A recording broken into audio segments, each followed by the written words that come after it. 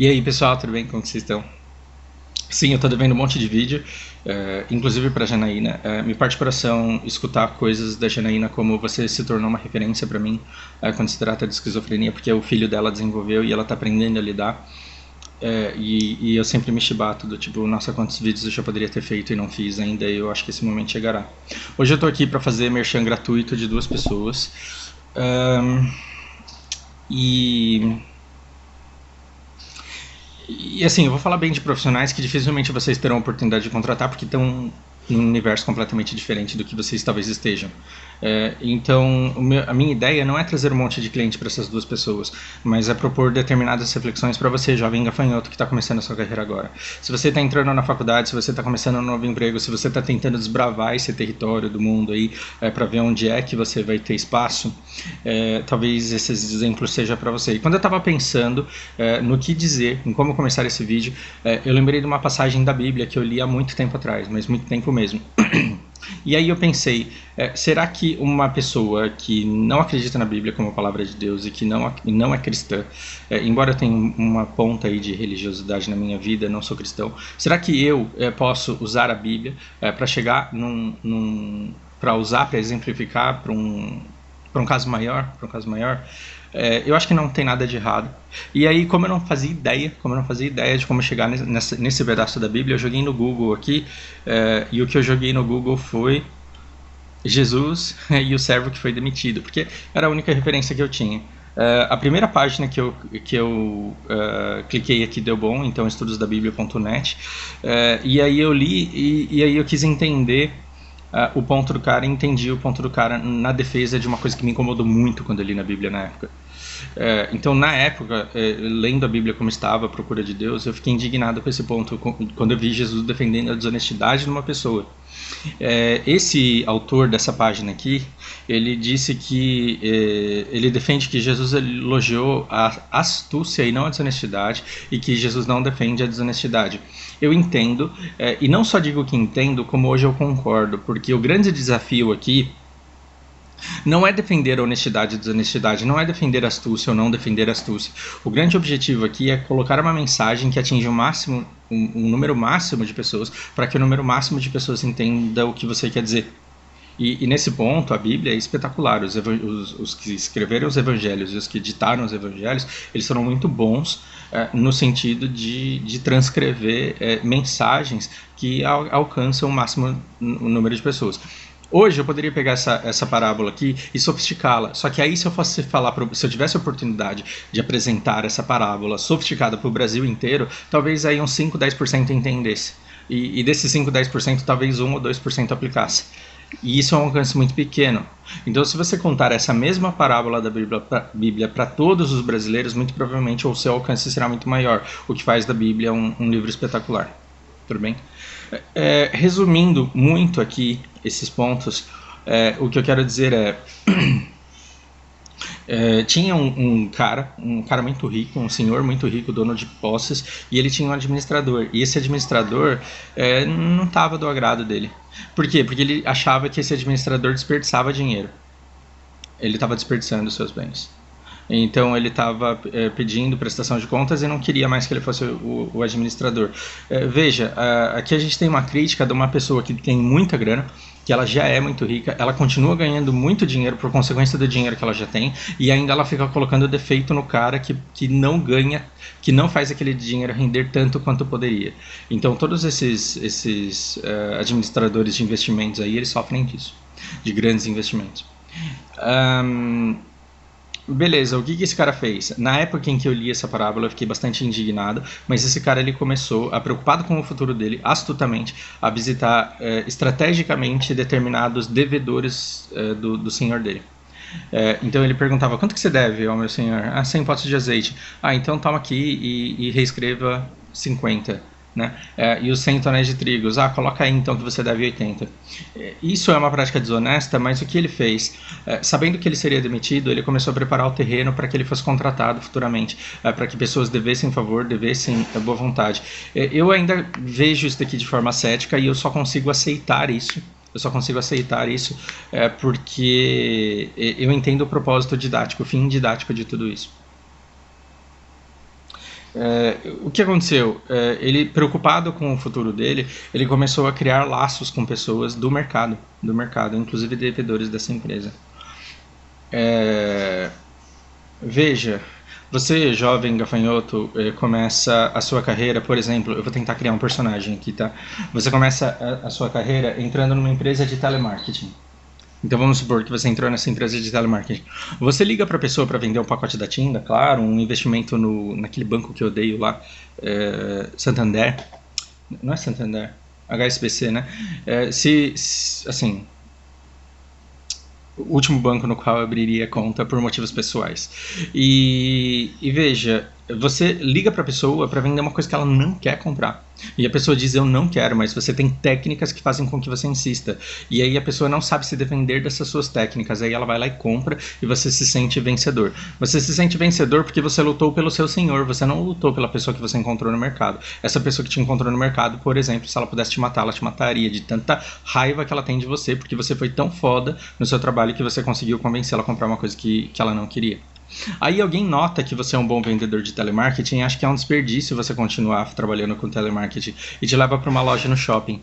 Aí você começa vendendo numa loja no shopping, aí vem aquela pessoa, né?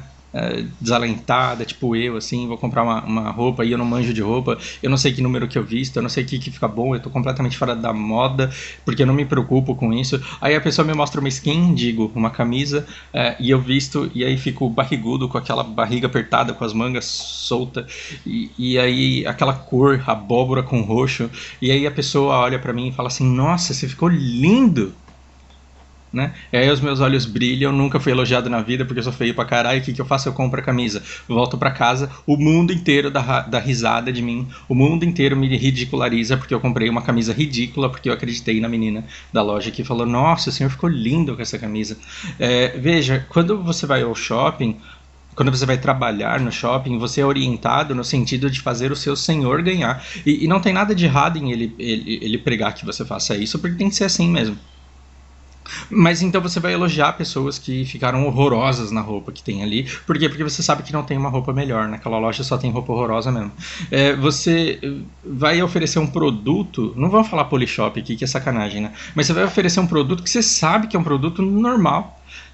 Só que aí você vai criar tanto valor agregado, você vai vender tanta felicidade em cima daquele produto, que o cara vai pagar o preço do micro-ondas numa torradeira. Sei lá, gente. Ele vai pagar muito mais caro por uma coisa que ele poderia simplesmente fazer sozinho. Mas tudo bem, o cara tá lá, ele tá querendo gastar o dinheiro. O seu trabalho de vendedor é vender e você tem que fazer isso mesmo. Mas você concorda que a orientação do seu chefe, no sentido de te tornar um bom profissional, é trabalhar na sua eficiência, e essa sua eficiência, na maioria das vezes, ela envolve prejudicar aquela pessoa que está te procurando? Então, eu vou contar uma experiência que eu tive aqui em Aracaju. Quando eu cheguei aqui nessa cidade, eu olhei pro bairro, para a cidade, eu dei uma olhada no mapa e eu falei, tá, é aqui que eu quero morar. Por que que nesse bairro aqui é o lugar onde eu quero morar? Porque ele é um lugar perfeito para minha irmã, é um lugar perfeito para Lari e para bebê. Por quê? Porque a Lari está perto das pessoas que são mais próximas a ela, e a gente mora no mesmo quarteirão que essas pessoas. E a gente está num lugar onde ela pode alcançar tudo praticamente a pé, sem nunca precisar ir para o centro da cidade. E a minha irmã, ela pode viver de vender os chocolates dela, como já está fazendo isso, e eu estou muito feliz e eu estou finalmente tranquilizado, porque o começo dela aqui foi punk, eu tenho muita história para compartilhar. Mas veja, eu fui numa imobiliária aqui do lado e eu disse, eu estou procurando, nesse processo, né, de encontrar uma casa para morar, eu fui na imobiliária e falei, eu quero morar exatamente nesse raio aqui, ó. E eu preciso que vocês me encontrem alguma casa ou algum apartamento dentro dessa região. E eles não tinham absolutamente nada. Eles tinham 2 imóveis que para mim não serviam. Então, os 2 imóveis que eles tinham não serviam. E eu falei, cara, esses 2 não servem, então tudo bem, eu vou deixar o meu número aqui, vocês continuam sondando o mercado, e assim que vocês tiverem qualquer novidade, qualquer imóvel aqui dentro deste raio, aí vocês entrem em contato comigo. E aí seguiu-se uma coisa pavorosa. Seguiu-se uma pessoa que pode, não estou falando que foi, mas que pode ter trabalhado, aprendido o método do telemarketing, pode ter passado por essa fase no shopping, em que você tem que vender uma coisa para alguém que não quer, e que você tem que oferecer um produto para alguém que não precisa, e aí a pessoa fala, olha, eu tenho um apartamento muito bom de 4 dormitórios e que está num preço muito bom, e aí eu vou ver e está fora da área. E aí eu digo, não, de verdade, eu não tenho pressa, eu só preciso que seja dentro dos padrões que eu preciso. E da mesma forma que o cara do telemarketing e o cara da loja do shopping, ele tem aquela questão da retenção, porque essa retenção é medida com quantas pessoas você começa a conversar e fecha negócio, e quantas você deixa escapar por entre seus dedos, porque queriam alguma coisa, mas preferiram comprar em algum lugar. Então a pessoa que é medida por isso, ela vai fazer de tudo, absolutamente de tudo que tiver ao alcance dela para conseguir fechar o negócio de alguma forma. E aí eu fiquei lá e eu me deixei envolver pela conversa, porque afinal de contas eu não estava com pressa mesmo. E aí eu falei, eu vou contar quantos imóveis essa pessoa vai me oferecer fora dessa região, que não é o que eu preciso, só porque ela está desesperada para me segurar ali. E foram 5 imóveis. Então, assim, eu estava quase chegando perto da porta. Ah, lembrei! Deixa eu mostrar aqui para o senhor, porque tem esse apartamento aqui. Dá uma olhada nessa área de lazer. E dá uma olhada nisso daqui. E as condições. E, assim, onde é? Então, mas é logo ali, ó. E tá fora do lugar que eu queria. Perceba que essa é uma imobiliária onde eu tenho pouquíssima vontade de voltar. Mas assim, será que é a imobiliária que não presta? Ou será que são as pessoas? E aí existe uma linha tênue do quanto você pode condenar a empresa e do quanto você pode condenar a pessoa. Eu sempre digo para vocês que não existe esse negócio de ter ódio de uma guild, porque você não pode abranger toda a guild com o ódio que você tem por uma pessoa que representou muito mal essa guild. Então, quando o fulano da guild X pisa na bola comigo, eu não digo que a guild X não presta, eu digo que fulano da guild X é uma pessoa que não me agrada. E eu faço de tudo para me isolar dela, porque eu não sou obrigado a conviver com uma pessoa que eu não gosto. E é impossível gostar de todo mundo nesse mundo. Então, assim, não só eu dou outra oportunidade para a guild, mas eu não acho que isso abranja todo mundo. Nesse mesmo meio dessa imobiliária, eu conheci uma outra pessoa, e é essa pessoa que eu quero apresentar para vocês. O nome dele é Carlos Almeida, e isso não vai fazer diferença nenhuma porque ele trabalha só aqui na região do bairro onde eu moro. E ele, no momento em que a gente teve contato, o nosso contato ele foi completamente diferente. Porque ele conseguiu tirar o foco dos objetivos da imobiliária e ele conseguiu mostrar interesse por mim e pela minha vida. Então a primeira coisa que ele me perguntou é de onde eu vinha, o que eu estava buscando, o que era a prioridade para mim, o que eu levava mais em consideração no imóvel.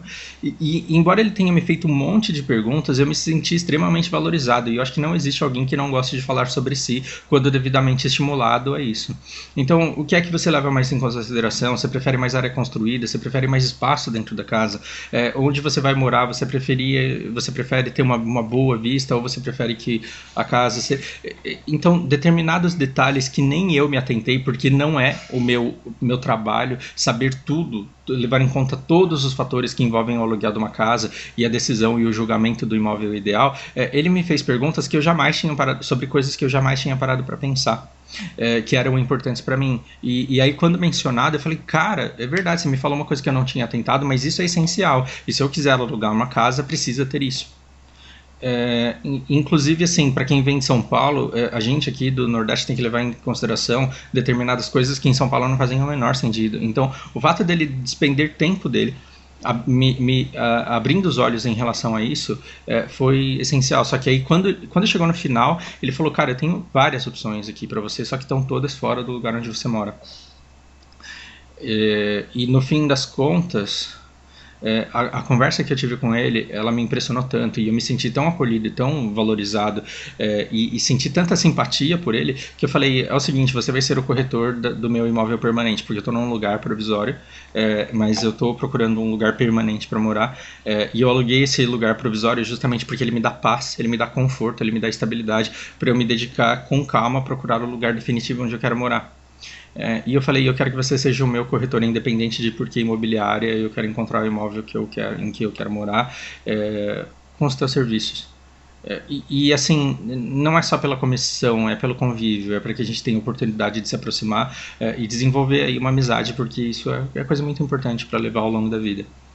É, o Carlos, ele lutou contra os interesses da imobiliária dele? Não, ele só desistiu de tentar me empurrar uma coisa que ele sabia que eu não queria. E ele conseguiu me respeitar e entender quando eu disse para ele que eu tinha essas restrições e que para mim era essencial morar dentro de um determinado raio.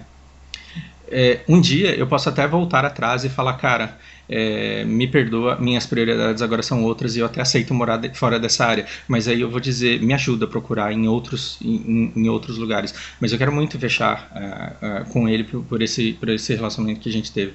Aí você pode até me perguntar, Fausto, mas se você for por uma outra imobiliária, talvez você não consiga um pouco mais barato? Eu não acredito que esse cara vai me enfiar a faca. E se for um pouco mais caro, eu faço questão de que seja com ele, porque eu acho que esse prêmio ele vale muito a pena, entende? Então, quando eu penso nesse negócio de priorizar a pessoa acima dos interesses, imagina que o Carlos, ele da mesma forma que se faz no telemarketing, da mesma forma que se faz no shopping, da mesma forma que se faz em inúmeras empresas, ele priorizasse a satisfação do superior dele acima da satisfação das pessoas. Isso não faria com que ele se tornasse mais estável no emprego dele, isso não tornaria a estabilidade, o reconhecimento do trabalho e do esforço dele algo mais permanente, e ele poderia não ter conseguido uma conexão tão forte quanto a que ele fez comigo, uma mera pessoa perdida ali no mercado que estava lá.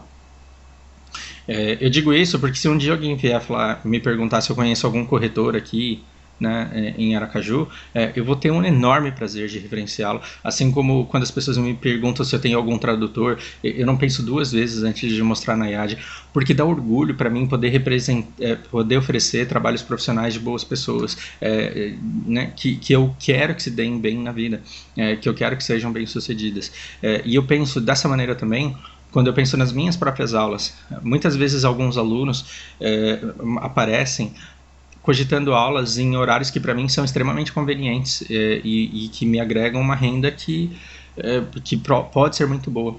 Quando eu percebo que para esse aluno, no momento em que ele está, eu não sou o melhor professor que ele pode ter, eu digo para ele. E eu falo, vai pro Kumon, ou então não, resolve seus problemas pessoais e emocionais primeiro e depois você começa. Não dê um passo maior do que você pode dar nesse momento, espere o momento certo. E às vezes por dar a orientação, né?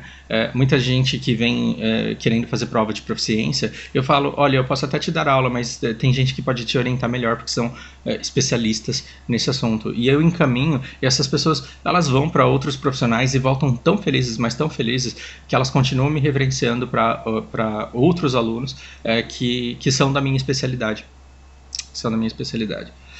Então, assim, vale a pena você tentar fechar um negócio a todo custo? Por exemplo, vale a pena fechar uma venda de um curso para uma pessoa que não é aquilo que ela precisa, para que ela perceba no terceiro ou no quarto mês que não era aquilo que ela queria? Ela vai para o mercado e eu vou ser para sempre uma referência negativa para ela, porque naquele momento a minha especialidade não é o que ela precisava. E eu não preciso desse tipo de experiência negativa e de referência negativa para mim. Eu prefiro muito mais estabelecer um vínculo com a pessoa saudável para que ela saiba exatamente quem eu sou e que serviço que eu ofereço, que não era o que ela precisava naquele momento, para que ela crie comigo um vínculo de admiração e de respeito, para que ela me envie os alunos que têm o meu perfil, né? Então, eu acho que isso daqui é de extremo valor. O segundo profissional é o Lácio.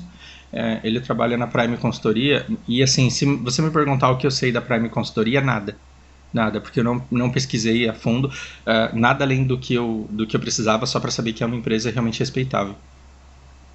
Mas todo o meu contato foi com a pessoa. E foi engraçado, porque em momento nenhum ele tentou me vender o que era mais conveniente para ele, mas a todo momento ele fez o esforço de me manter confortável com todas as informações que eu precisava para tomar a minha decisão. E isso fez toda a diferença. Então, assim, eu estava em São Paulo quando ele entrou em contato comigo, ele queria saber se eu estava satisfeito com o meu plano de saúde. E é engraçado porque a gente recebe muitas ligações desse tipo por telemarketing o tempo todo. E eu nunca dei espaço para uma pessoa dessa conversar comigo. Como eu fui bem abordado no momento que era do meu interesse, a menina do telemarketing me ligou e falou: "Você está satisfeito com o seu plano?" Eu falei: "Não, eu estou precisando mudar porque eu estou mudando também."